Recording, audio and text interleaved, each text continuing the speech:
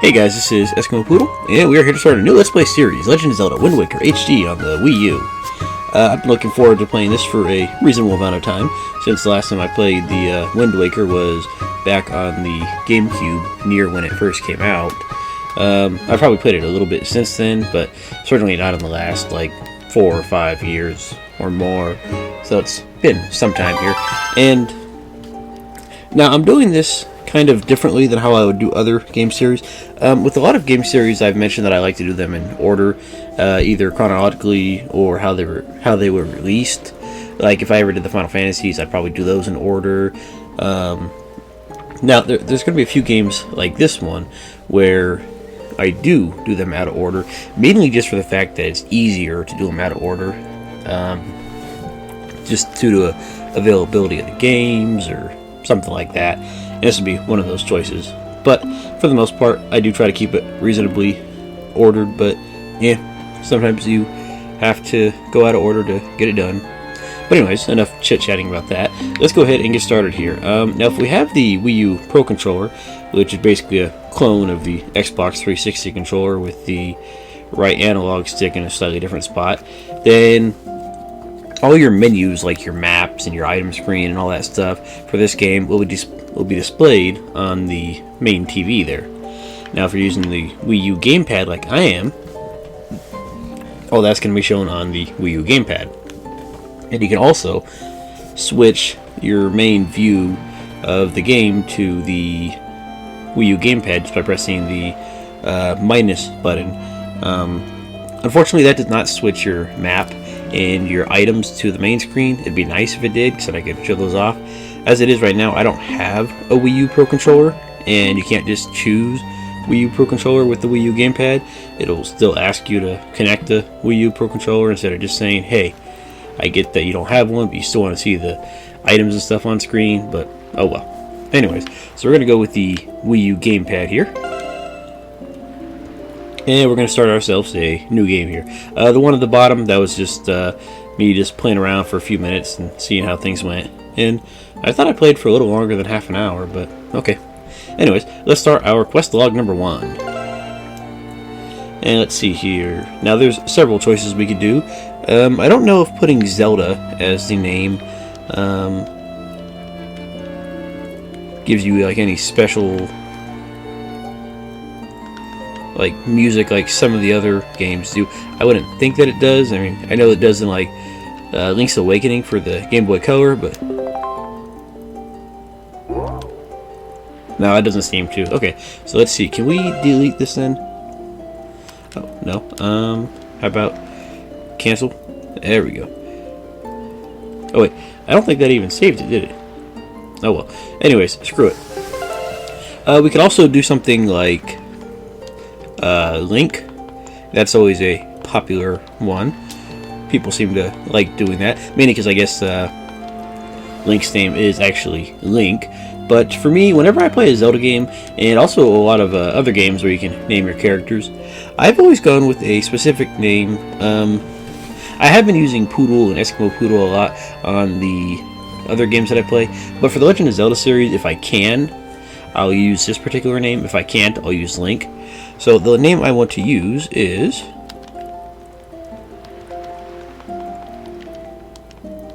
Master. Why Master? Why does that sound good to me? Mainly because when I was a kid and I was playing the Legend of Zelda Ocarina of Time for the first time, I was joking around with my friends, and one of us, I forget who, said something along the lines of, well, we're going to master the game anyway, so might as well make that our name. And so I've used the name Master as my name for a bunch of games ever since I was I want to say 12, so the past 18 to 13 years now. So I've used it for a fair amount of stuff. I use it for a lot of Pokemon games and a whole bunch of other stuff. Pokemon, like Zelda, a few Final Fantasies, a few other games where you can name your main character. Yeah, so I just use Master here, and well, it works. We could change. Okay, we have two options. We have normal mode and hero mode. Hero mode is basically the hard mode of the game. You take extra damage, and you can't ever find recovery hearts in the grass. So I'm not actually planning on doing that. Mainly I don't mind the double damage, but I'm not huge on the whole not ever finding recovery hearts.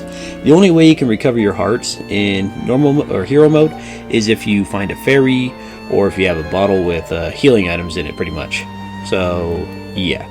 Other than that, though, I wouldn't mind trying it. I just don't like the whole no hearts restriction. But anyways, enough putzing around here. Let's go ahead and get started on this beautiful game here.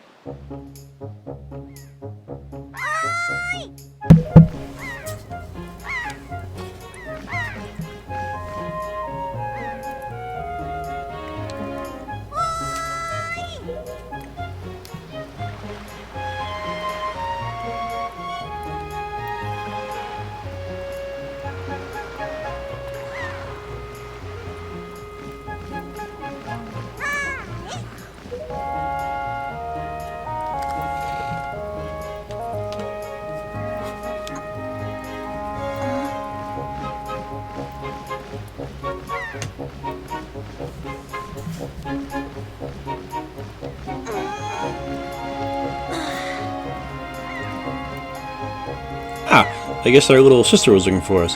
I'm probably not going to be voicing all the dialogue for this particular game. I tried it with Ni no Kuni and a few other games. It's just not my style. I mean, I prefer to just react to the dialogue, so if that makes some people upset, well, sorry. I'll do some of the dialogue, but definitely not all of it. But I guess our little sister was looking for us, and in case you were wondering about the little timeline that we saw, or like the little intro, I guess, not even timeline, as far as I know, this game takes place after like Ocarina of Time and Majora's Mask. I don't know if it's like a alternate timeline, like where Link didn't save the realm from Ganondorf or whatever, but as far as I know, it's just past there. I think it might be like the latest in the timeline. I think. I'm not entirely sure. I'm not exactly sure where Twilight Princess would fall, but I think they would fall somewhere before this. I know there are detailed timelines out there about all this, but I'd have to actually look around for them.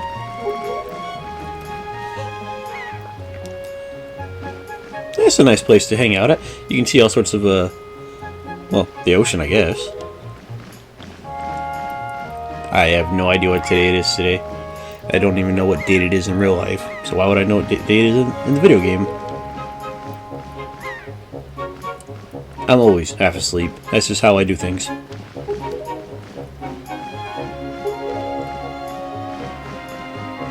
Oh, it's our birthday. Nice. How old are we? 9? 10? Hey, this Link does look reasonably young. I guess it might just be the cell shading, which, by the way, does make the game look really nice, in my opinion. I mean, a lot of people were torn on the graphics when the game first came out in the GameCube. I liked them from the moment I saw the first couple of screenshots of them, so I think they look fantastic. Oh, we have a grandma in this game? I think this is... Let's see, the first Zelda games on the Nintendo Entertainment System. I don't think any real plot was besides go rescue the princess and get the crystals, so I don't think we even had relatives in there.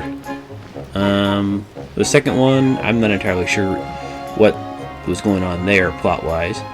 For Legend of Zelda Link to the Past, you got an uncle, and then of course for Ocarina of Time and Majora's Mask, you were basically like this little orphan fairy kid. So I think this is one of the first times we have I guess maybe the second time, then counting the uncle, that we have like a direct relative. Then again, I guess the uncle would be a little less direct. Let's see, and then let's see, other games in the Zelda series that would have... Let's see, the Link's Awakening for the Game Boy, as far as I know, he doesn't have any parents. The Oracle games, again, no parents or anything like that. Minish Cap, I don't remember. I don't think I made it too far in Minish Cap. And then the DS Zelda games, again, I didn't make it too far in those, I'm not sure. Twilight Princess, I really don't remember if he had any relatives. I don't think he did. And then I think with Skyward Sword, which I've seen mostly gameplay videos of, not actually played the game, I think he does have some parents in there somewhere. But anyways, so our grandma's waiting for us back at the house for our birthday. Okay, cool. Should probably go home to see what grandma wants. Okay, why not? We not got anything better to do. I like the little crab on the back of his outfit right here. It's pretty neat. But yeah, as you can see, the game looks fantastic. Let's see if I can't... Okay, there's our first person view, and yeah, everything just looks really nice. You got the seagulls, got all the houses. I don't know why we're all shaky. The camera controls are a little iffy in my opinion, but yeah, not too bad. Oh, and I guess the seagulls are torturing. Oh, I still... Dang it. I figured out what was wrong. I have the stupid gyroscope controls going on here. Let me see if I can't fix that on my gamepad. Unfortunately, I can't just... yeah, when I pause the game, it doesn't show you guys the menu, unfortunately. I'll have to get a Pro Controller at some point, and then we'll be able to see that. But for now, I'm stuck with the regular... the gamepad, just for the fact that, well, I don't have 40 or 50 or 60 bucks or however much it is to buy a Pro Controller. Anyways, now, there we go. Now we can see a little better. We can see our first little other island off in the distance. Yeah, in case you didn't realize, this game takes place on a gigantic ocean with a ton of little islands scattered out in between everything. You see that little... Can't really see it that well, but okay, you see the waves, and then right where that gust of wind just went, there's a little glowy white circle. We'll get to those eventually, but keep an eye out for those later on. But anyways, enough putzing around here. Let's go ahead and climb off the ladder. Now we can just drop down right here, and apparently it's not high enough that we actually take any damage, so that's really nice in my opinion. And we can also swim. We just have to jump off, and there we go. We auto swim. That little bubbly thing above the rupee icon in the corner right there, that is our, I guess, our breath, even though we're not really underwater. I guess is kind of bobbing underwater. But yeah, if that runs out, I guess you do like a little sinking animation, and then you lose like half a heart or something like that. Let's see, let's go press A and pick up the rocks here, and then let's toss them. There we go. And we got rupees. And unlike, I do believe it was Skyward Sword I saw the videos of, it doesn't have to tell you every single time you get a rupee what the denomination of that said rupee is. I thought that looked rather annoying just from seeing it. I can imagine it gets annoying playing it, because from what I understand, it tells you every time you load the game what the denomination for the rupees are, so that seems like it would get real annoying real fast. But anyways, let's see, we got a house over there, but let's see what's up this little cliffside path here. I don't think there's too much, unless we want to fall off and break our neck. Oh look, there's a rupee on that house right there. And again, yeah, everything just looks so nice in this game. The grass looks good, the little wind gusts look good. Heck, there's even a little piggy down there that we can't see too well. That looks pretty good. Everything just looks so nice. Let's see. No entry. The forest paths are closed until suspension bridge repairs are complete. Okay.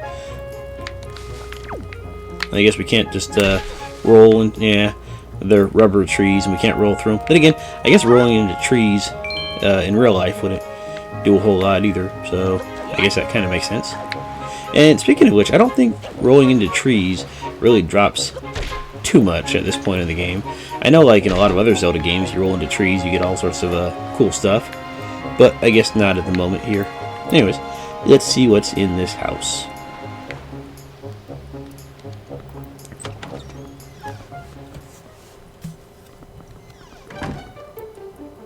I noticed all the doors have the little upside down Triforce symbol. Maybe they don't even know what the what it means. It's just like something from the legends, and then well, they just use it there. Oh, there's a rupee under the bed right there. Now if we run towards the bed, we just climb up on the bed. So what we have to do is we have to press, in this version of the game, you have to press the ZR button, which is basically like the R trigger. You got the R button on the top of the controller, which is like the R button, and then you got the Z buttons slightly below those, and then there's the right one on the left of those. So they're basically the triggers of the game. Yeah, we can crawl around like this, and we'll go into this little secret passage here, and we get 20 rupees. Not bad, not bad. I like it. Got 24 rupees right off the bat. We get rupees reasonably fast in this game. Like, you can get off the island, this little island right here, with, I think, 300 or 400 rupees. Just by well, doing stuff. Oh, and by the way, if you're playing the GameCube version of the game, there are some slight differences, and I'll try to point those out as much as I can. But I'm not entirely sure this is going to be a complete walkthrough, because I haven't played the game in so long, and I'd have to look up a lot of stuff. I mean, I'll try to get everything that I can as I go, but I'm not going to promise everything. But one of the things that I can tell you right now is different from the GameCube version to the Wii U version is that the starting amount of rupees that you can carry is different. I believe in the GameCube version, you can hold a maximum of 200 rupees at the start of the game, Whereas in this version of the game, you can hold a maximum of 500 rupees at the start of the game. So it's a rather noticeable difference if you're trying to save up money for some stuff. And actually we are going to try to save up a decent bit of money for something we want to get later. But for now, let's just go ahead and go on the pier and talk to the kid with the stick here, I guess. Holy, master. Hey, is it true that if you have a little courage and run as fast as you can, you can jump to that rock out there? Huh? Is it? Tell me. Okay, so basically he's just telling us you run at a gap and you jump. And there we go. There's 5 rupees. Oh, in case you didn't realize, the green rupee is 1, the blue is 5, and the red is 20. And this one right here, this yellow rupee, this is worth 10 rupees. And I'm pretty sure this is the first time we see the yellow rupee, I think. I don't think they were in the N64 Zeldas here. And yeah, there's not much else we can do over in that direction, so oh well. But anyways, let's go ahead and... Ooh, there's little, what are these? Oh, they're little crabs. Let's talk to them. Ah, they run away. Yeah, the crabs are shy little guys. Let's see what else we can do here. This guy is doing push-ups? I can't tell. I just saw a wild pig. Ooh! See? Look, that black one there. Don't you see him? This is perfect. My wife was just telling me how she really wanted a pet. You ready to go grab it, master? Nah, you can't just run up on it. Pigs are too alert to their surroundings for you to just jog up and catch one. If you want to get close to one, you have to hold ZR to crouch and tilt L to crawl slowly up behind it. Slowly. You can also distract it with bait, I guess. I think I might try to do the voices, but I don't like doing the... I don't like doing, like, different gender voices, I guess. So, if I do read them, they're just gonna be very slight variations of the normal Eskimo Poodle voice here. Okay, so I guess his wife wants a pig, but we'll worry about little Mr. Piggy later. Let's see, can we roll into the tree? No, we can, just it's not gonna do a whole lot. Hoi, master, press ZL right there and use A to talk to me. Try it. Okay, so we press the ZL button, and we basically lock onto a distant target, and it lets us interact with them, like speaking, or I guess it's also targeting too, I guess. And which reminds me, if I go into the options, we have 2 options here. We have, where is it? Where is it? Target type, basically...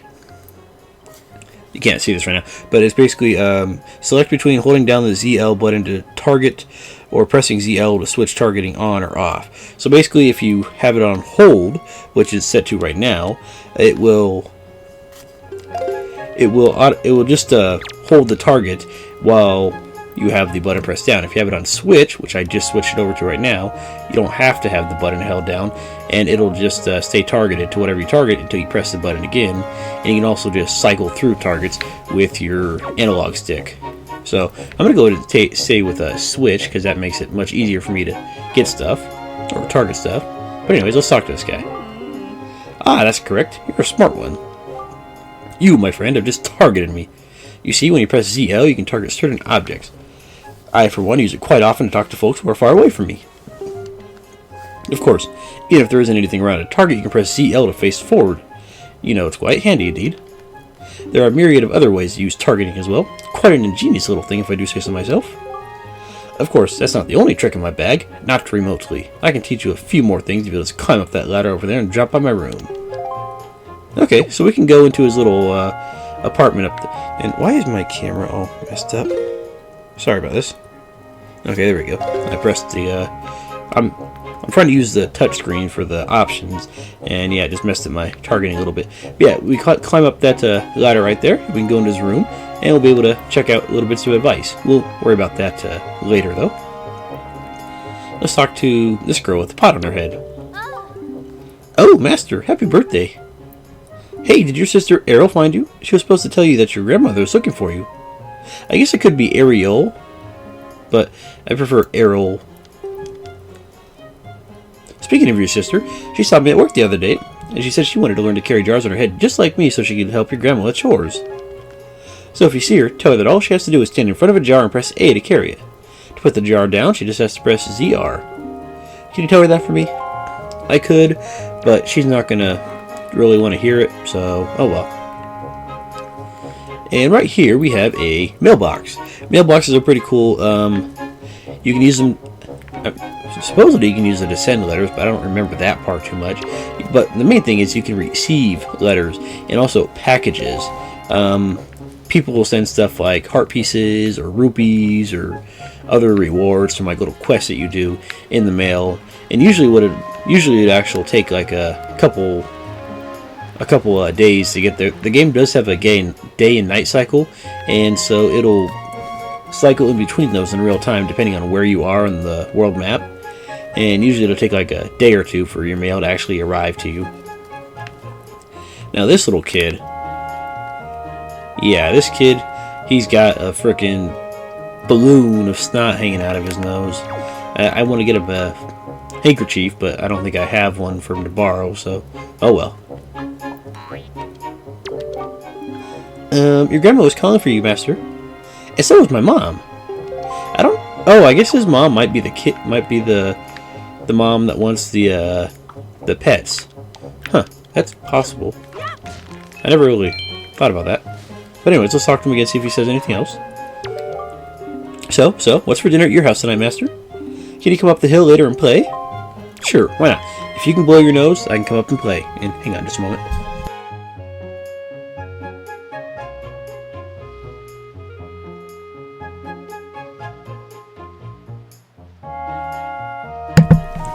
Alrighty. Had to get a slight drink there. Anyways, if you want to just advance the plot right now, this right here, not that bush, this right here is our house. You can tell because it's all big and fancy and stuff. I'm not going to go ahead and advance the plot just yet because there are several other things I want to do. There's actually a fair amount you can do on the island before you have to advance the plot, so I'm going to do all this. Let's see here. If we go around back, I don't think there's a whole lot. Yeah, there's not a whole lot back here. We can get down on the beach down there, but there's actually nothing down there, so there's no real point.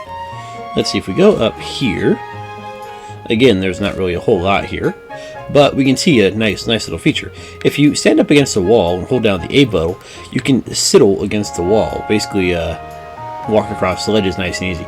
But you got to be careful because you do have to hold the button down even while you're sidling across. If you let it go, well, you stop sidling, and there's a rather decent chance that you will fall off the ledge or whatever. And we want those 2 rupees, so let's just go ahead and get them. There we go. Very nice. Yeah, if you do take fall damage, it's from a reasonably high distance, I should say. But let's see here. Let's go ahead and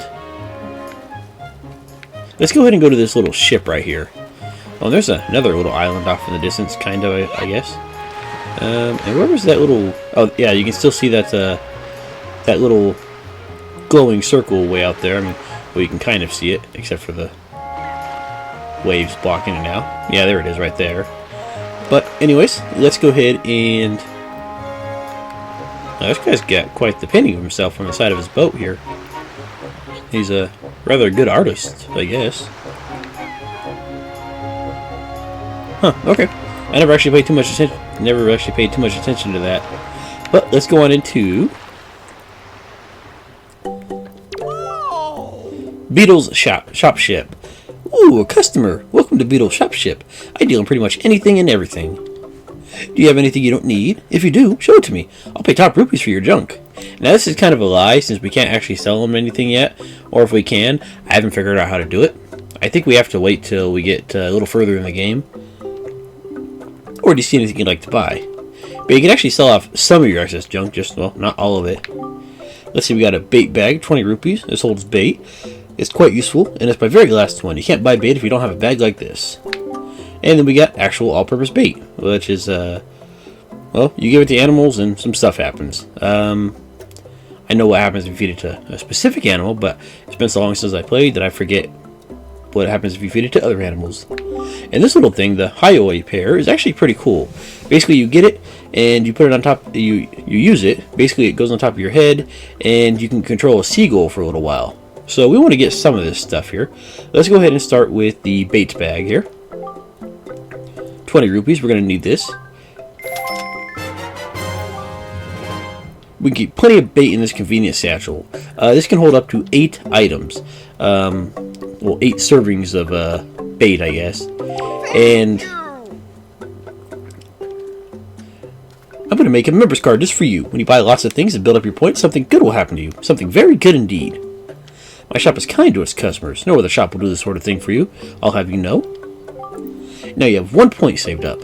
You should try to save up 30 points so you can earn a silver membership. Don't even bother with the silver membership. What you get is completely useless. Like, you'd think you get like a little item out of it or something, but you don't. We'll get 30 points over the course of the game, and actually if you wanted to, you could get it right now. It would just take about, I guess it took me less than 30 minutes to do it. So yeah, it'd take about 20 minutes of grinding rupees, but you could do it, but you wouldn't actually be able to get his little reward for a while, so I'm not even going to bother. And something about the bait and the pear. One serving of bait right here, this one that you buy right here where it says 3 servings, that counts as 1 pouch in your bait bag. The highway pear, 1 of those counts as 1 slot in your bag. So you gotta be careful with that. So you can hold, I guess, up to 24 baits or up to 8 pairs. But yeah, you'd think they would just like stack, but no, they don't. Okay, let's just go ahead and grab a highway pear for right now.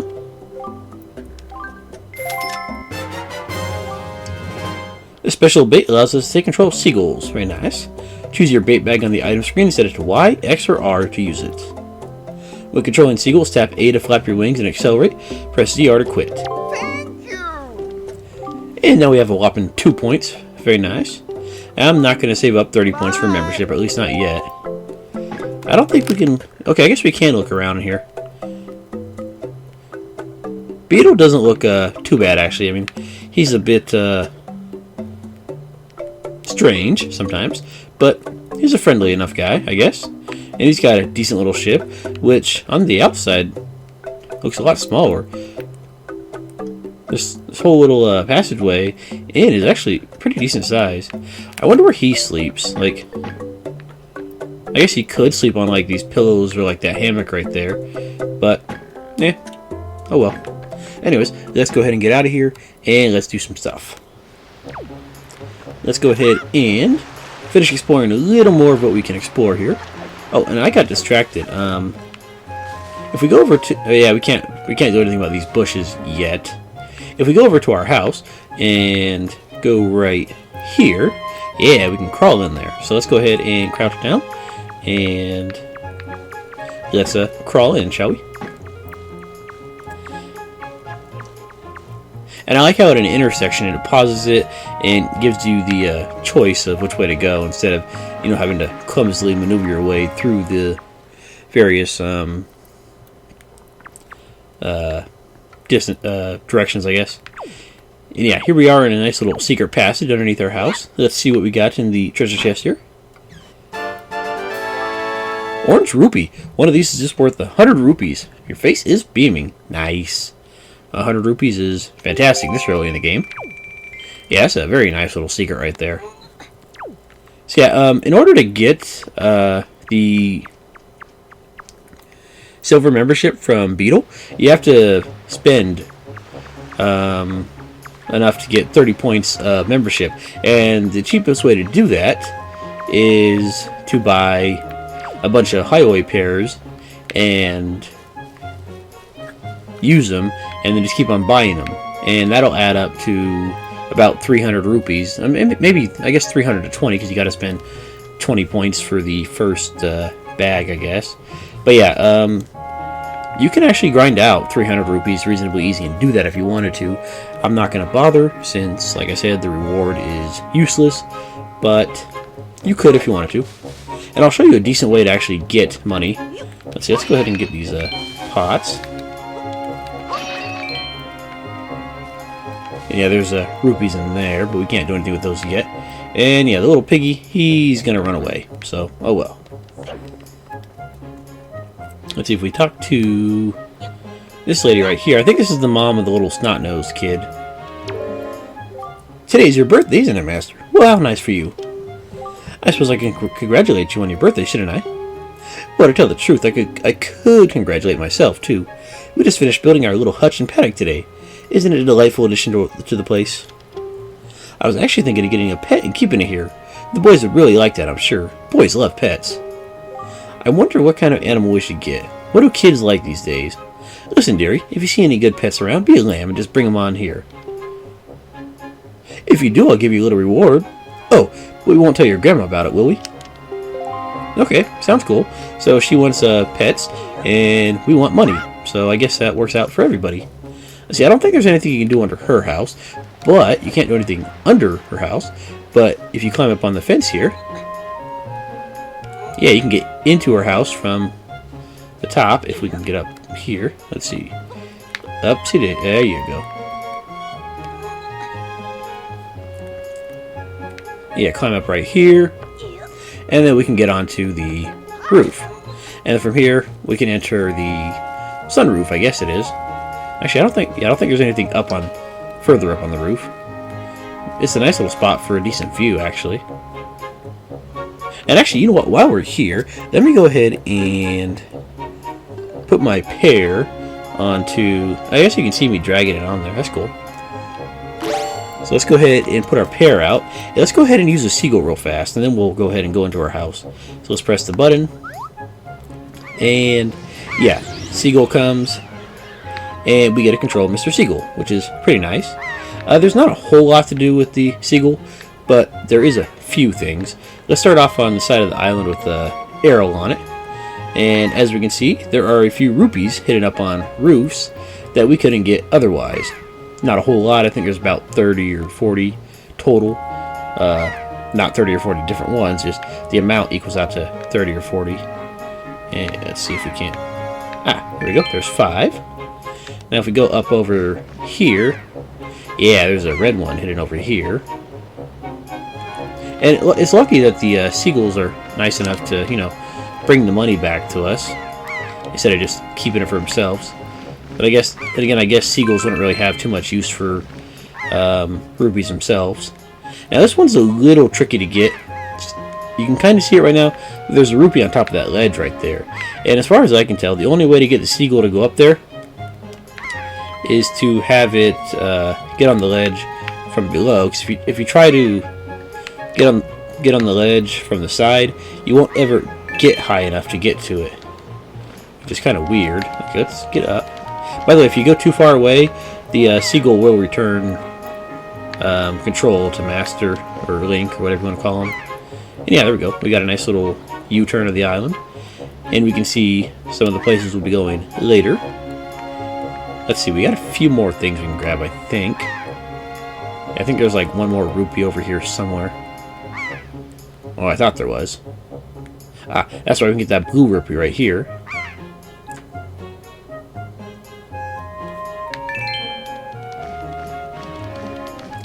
There we go. And there's a little face here, but we can't do anything with that. It's kind of creepy, but okay. And I don't really know what's on the side of the island here. I don't think I ever checked. Yeah, you can only go so high with the seagull. I mean, even if I'm flapping and pressing up to go higher, yeah, the seagull will only fly so high for whatever reason. So not a whole lot we can actually do.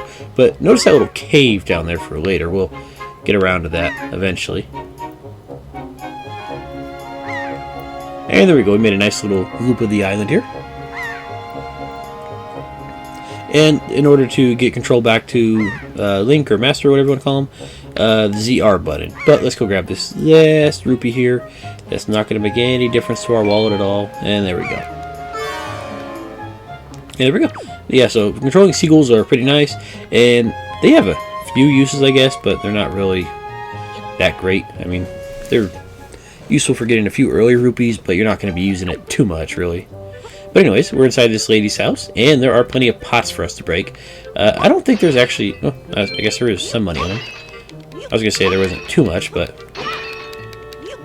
Yeah, the game seems to just be throwing money at you in this beginning part right here. I mean, I can't think of too many other Zelda games where you have almost 200 rupees with only 20 minutes of gameplay.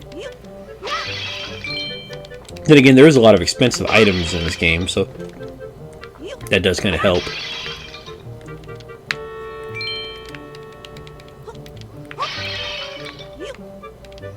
I mean, heck, just getting that 100 rupee chest that early in the game, that's ridiculous. In a good way, though.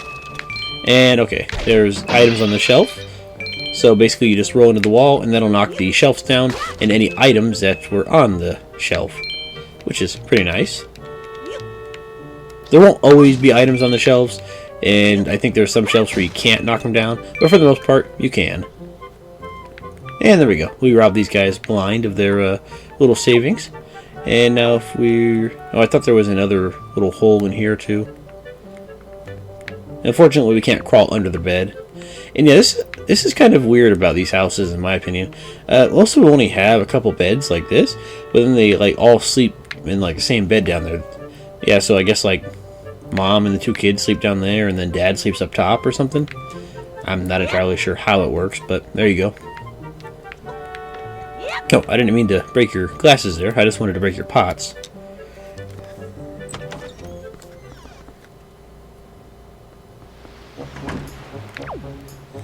Alrighty, let's see. Should we... Alright, I'm going to go ahead and call it an episode right here. I know I said I was going to show you a small money-making tip, but we'll do that next episode because, well, it'll tie into what we're going to do next episode, and plus this episode is a little long. But anyways, I hope you guys enjoyed this first episode of Wind Waker HD, and next time we'll make a little bit of money and then advance the plot, since we've done pretty much everything we can do on the island. I mean, there's a few things left to do, like go into that house right there, but yeah, we're going to have to go in there for the plot anyway, so oh well. Anyways, guys, thank you for watching, and I will see you guys later. Have a good night.